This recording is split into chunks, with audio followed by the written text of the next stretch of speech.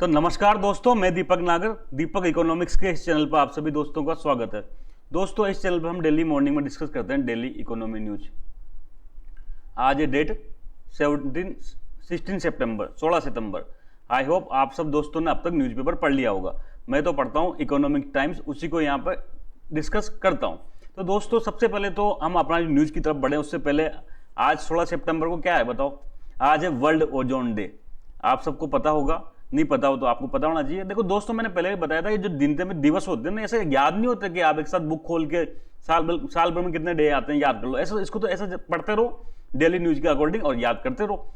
तो ये तो हमारा बात होगी। लेकिन जो न्यूज आज बेसिकली आई है वो एक इंपॉर्टेंट न्यूज आई है। रिजर्व बैंक ऑफ इंडिया एक इंडेक्स जारी करता है दोस्तों, financial inclusion index, FI index. इस इंडेक्स का डेटा आ गया है जो फाइनेंशियल ईयर 2022-23 खत्म हो गया था, लगभग 31 मार्च 2023 के दिन क्या डेटा था, इसके बारे में हम आज में डिटेल में डिस्कस करेंगे। तो सबसे पहले तो आप ये फोटो देख सकते हैं आराम से, वर्ल्ड ओजोन डे का। इसके बाद जो हमारी न्यूज है, जो सबसे इंपॉर्टेंट न्यूज है, वो basically RBI composite financial inclusion index sees uptick with growth across all parameters. तो अब इसको जो फाइनेंशियल इंक्लूजन इंडेक्स है ना, उसको बारे में हम डिटेल में डिस्कस करेंगे। तो सबसे पहले तो इसकी बात करें, रामकानी फाइनेंशियल इंक्लूजन इंडेक्स। तो ये इंडेक्स क्या है? ऐसा इंडेक्स है जो फाइनेंशियल इंक्लूजन को मेजर करता है। तो हम फाइनेंशियल इंक्लूजन सबसे पहले तो ये क्या होता है ये हम देखते हैं। तो इसको हिंदी में कहते हैं दोस्तों वित्तीय समावेशन। इसके नाम से ही स्पष्ट है क्या, वित्त का समावेश करना है। आप सब जानते हैं, एक तो कुछ तो रिच लोग हैं, जैसे अर्बन एरिया में, यहाँ पर क्या इजीली क्या है, बैंकिंग की फैसिलिटी अवेलेबल है।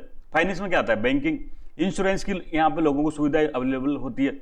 इसके अलावा यहाँ पर पेंशन की स्कीम अवेलेबल होती है, गवर्नमेंट एम्प्लॉय के लिए अलग होती है, प्राइवेट सेक्टर में भी आप जानते हैं EPFO की पेंशन वगैरह चलती है। तो ऐसे सारी सुविधाएं अवेलेबल होती है। शहर में आप जाओ, 1 किलोमीटर में कितनी ब्रांचेज मिल जाएगी बैंक में। लेकिन वही रूरल एरिया में जाओ, रूरल एरिया में कोई गाँव में गरीब पुअर फार्मर है या कोई लेबरर है, मजदूर है, तो इनको क्या ऐसी बैंकिंग की सुविधा अवेलेबल होती है क्या? तो ऐसे लोग, समाज के ऐसे लोग जो क्या, जिनके पास बैंकिंग की सुविधाएं नहीं है, जिनके पास इंश्योरेंस की फैसिलिटी नहीं है, जिनके पास पेंशन की कोई फैसिलिटी नहीं है, जिनके पास अदर फाइनेंशियल टूल जैसे इन्वेस्टमेंट की, कहाँ इन्वेस्टमेंट करें, कोई शेयर मार्केट जानते नहीं, गांव में कैसे इन्वेस्ट करें, म्यूचुअल फंड वगैरह में कुछ नहीं जानते। तो समाज के ऐसे लोग जिनके पास ये फाइनेंशियल सुविधा नहीं है, ऐसे लोगों को ये फैसिलिटी अवेलेबल कराना, ऐसे लोगों को ये फैसिलिटी अवेलेबल कराना क्या कहलाता है? फाइनेंशियल इंक्लूजन कहलाता है। ठीक है, फाइनेंशियल इंक्लूजन कहलाता है। ऐसे लोगों को ये ऐसी सेवाएं देना है, फाइनेंशियल इंक्लूजन कहलाता है। इसके लिए भारत सरकार ने कई प्रयास किए, आपको याद होगा। सबसे मेन प्रयास क्या था? सबसे मेन चीज फाइनेंशियल इंक्लूजन का पार्ट है बैंकिंग।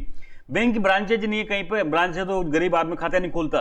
तो सबसे फेमस स्कीम क्या थी? प्रधानमंत्री जनधन योजना, PMJDY। लगभग कितने 50 करोड़ के आसपास अकाउंट खोल चुके हैं अब तक बैंक में। एक टाइम था जब बैंक वाले अकाउंट ही नहीं खोलते थे। 10-20 साल पहले आज के बैंक में अकाउंट खुलाना बहुत मुश्किल काम हुआ करता था। जब अकाउंट ही नहीं खुलेगा तो उसका फाइनेंशियल इंक्लूजन कैसे होगा? तो ये फाइनेंस के लिए PMJDY स्कीम चली। पेंशन के लिए अटल पेंशन योजना चलाई, जिसमें आप खुद क्या कर सकते हो, कंट्रीब्यूट कर सकते हो और बाद में आपको 60 साल के बाद में पेंशन मिलेगी। इसके अलावा और कई सारी इंश्योरेंस की स्कीम चल रही है। अगर आपको ध्यान हो तो आज की डेट में प्रधानमंत्री जीवन ज्योति बीमा योजना है, प्रधानमंत्री सुरक्षा बीमा योजना है, ऐसे कई सारी स्कीम चलाई गई है। तो इन सबका अल्टीमेट ऑब्जेक्टिव क्या है? अल्टीमेट ऑब्जेक्टिव है फाइनेंशियल इंक्लूजन करना। फाइनेंशियल इंक्लूजन का सबसे मेन पार्ट है बैंकिंग। जो वित्तीय समावेशन ना, उसका सबसे मेजर पार्ट होता है बैंकिंग की सुविधा अवेलेबल करना। तो सबसे पहले ब्रांचेज तो हो, नियर बाय ब्रांचेज हो। किसी गांव के व्यक्ति के अगर 30-40 किलोमीटर दूर ब्रांच है तो दिन भर जाएगा, उसकी 300 रुपए की दिहाड़ी खत्म हो जाएगी। तो सबसे पहले उसके नियर बाय ब्रांचेज हो। इसके लिए देखा धीरे धीरे गाँव में ब्रांचेज खुल रही है, छोटे शहरों में, छोटे कस्बों में ब्रांचेज खुलने लगी। क्षेत्रीय ग्रामीण बैंक खोले जा रहे हैं ताकि बिल्कुल गांव के व्यक्ति को उसके पास ही बैंकिंग मिल जाए।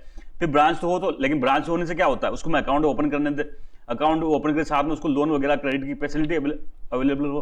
तो ये सब सुविधा अगर किसी व्यक्ति को मिल रही है तो हम कहेंगे उस सोसाइटी में क्या है, फाइनेंशियल इंक्लूजन है, वित्तीय समावेशन है। अब देश में कितना वित्तीय समावेशन हो रखा है, इसके लिए रिजर्व बैंक ऑफ इंडिया एक इंडेक्स जारी कर दिया, फाइनेंशियल इंक्लूजन इंडेक्स जारी करती है reserve bank of India. FI index कह सकते हैं हम इसको। रिजर्व बैंक ऑफ इंडिया द्वारा एनुअली जारी किया जाता है। रिजर्व बैंक ऑफ इंडिया क्या करता है? एनुअली ये फाइनेंशियल इंक्लूजन इंडेक्स जारी करता है। इसके लिए कई सारे मेजरमेंट अपनाता है ये, जैसे कि क्या किसी व्यक्ति को फाइनेंशियल सेवाओं के लिए एसेस है नहीं है, इसका सिंपल मतलब ब्रांच है नहीं आसपास में, अगर वहां तक पहुंच नहीं है तो फिर उसका कैसा वित्तीय समावेशन होगा। असेस कर लेगा तो उसका यूजेज कितना है, क्या उसका वो उपयोग कर पा रहा है, क्या ब्रांच तो खुल गई लेकिन क्या वो गरीब व्यक्ति उस ब्रांच में जाके उसका उपयोग कर पा रहा है क्या। और फिर होती क्वालिटी, क्या जो उसको सेवाएं मिल रही है वो क्या गुणवत्तापूर्ण है क्या, या फिर उसको जो कंज्यूमर है उसको क्या अपना अधिकार का ज्ञान है क्या, या उसका अवेयरनेस कितना हुआ, या उसके अंदर फाइनेंशियल लिटरेसी कितनी हो रही है। ये सब चीजों के बारे में दोस्तों यहां देखा जाता है। तो ये 3 मेजर पैरामीटर हैं जिसके आधार पर ये index reserve bank of India द्वारा जारी किया जाता है। इसके अलावा इसमें ना और भी अंदर सब पार्ट है, लेकिन इतना हमको डिटेल में जानने की जरूरत नहीं है। तो इसी के आधार पर एफआई इंडेक्स जो है ना आरबीआई कैलकुलेट करता है और ईयरली डेटा जारी करता है, हर मंथली जारी नहीं करता, ईयरली डेटा जारी करता है। इसमें दोस्तों 0 से लेकर 100 तक स्कोर होता है।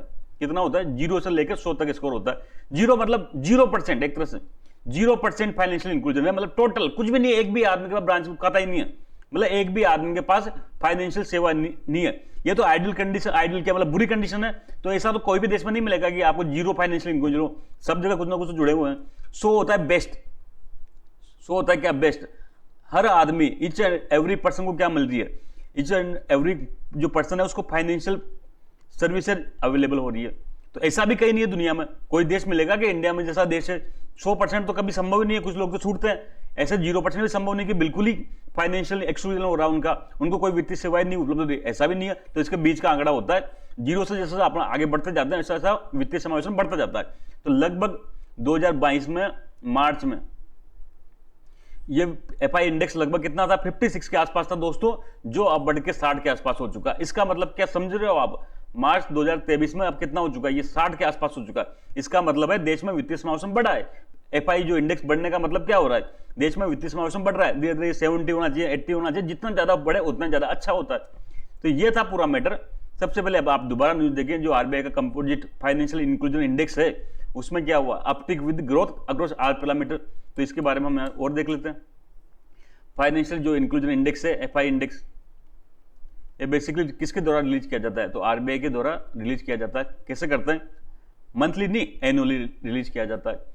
क्या उसका ऑब्जेक्टिव मैंने बता दिया, to capture the extent of financial inclusion across the country. पूरे देश में फाइनेंशियल इंक्लूजन का क्या स्थिति है, कैसा बढ़ रहा है, उसको ये कैप्चर करता है। फाइनेंशियल इंक्लूजन क्या है ये मैंने आपको बता दिया। इसमें 0 से लेकर 100 तक स्कोर होता है। 0 मतलब बिल्कुल भी फाइनेंशियल इंक्लूजन नहीं है, तो ऐसा तो कोई जगह नहीं मिलेगी। 100 मतलब पूरी हर आदमी, हर नागरिक को क्या मिल रहा है? फाइनेंशियल सेवाएं मिल रही है, तो ऐसा भी कोई देश नहीं है। बीच में डेटा होना चाहिए था, बीच में डेटा ये हम देख सकते हैं। लास्ट ईयर कितना था? 56 था, ये बढ़ के कितना हो गया? अब 60.1 हो गया। तो ये अच्छी बात है देश में। इसका सिंपल सा मतलब है कि देश में वित्तीय समावेशन धीरे धीरे बढ़ रहा है। ये डेटा दोस्तों याद रखना पड़ेगा, साल में एक ही बार जारी होता है, इसलिए ये याद रखना चाहिए कि लेटेस्ट में आरबीआई का जो फाइनेंशियल इंक्लूजन इंडेक्स है कितना है, तो 60.1 है। इसके बाद मैंने बताया 3 मोटा मोटी इसके क्या थे पैरामीटर थे। एक तो एक्सेज का था, 3 पैरामीटर थे, एक्सेज, दूसरा यूजेज और थर्ड क्वालिटी। ये 3 पैरामीटर के आधार पर क्या करते हैं, इसको मेजर किया जाता है। तो दोस्तों आज का इश्यू इतना ही था, जल्द मिलेंगे, तब तक के लिए थैंक यू, जय हिंद।